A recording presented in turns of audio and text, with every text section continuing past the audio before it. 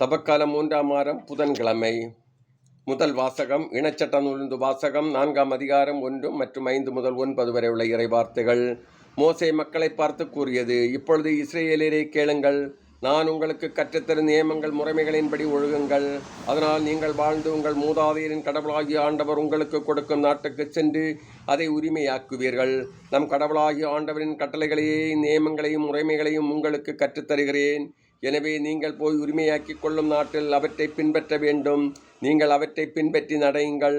அதுவே மக்களினங்கள் முன்னிலையில் உங்கள் ஞானமும் அறிவாற்றலுமாய் விளங்கும். இந்த நியமங்களை கேள்வியுறும் அனைவரும் உண்மையிலே பேரினம் ஞானமும் அறிவாற்றலும் கொண்ட மக்களால் ஆனது என்பர். நம் குரல் எழுப்பும் போதெல்லாம் நம் கடவுளாகிய ஆண்டவர் நம்மோடு உள்ளார். அவரை போல் மக்களுக்கு மிகவும் நெருங்கிய சட்டங்களை உங்களுக்கு தந்துள்ளேன்.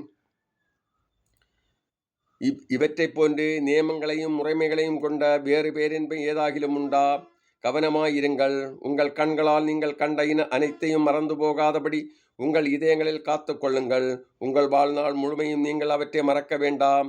உங்கள் பிள்ளைகளுக்கும் பேரப்பிள்ளைகளுக்கும் அவற்றை எடுத்து கூறுங்கள். இது ஆண்டவர் வழங்கும் அருள்வாக்கு. இறைவா, உமக்கு நன்றி.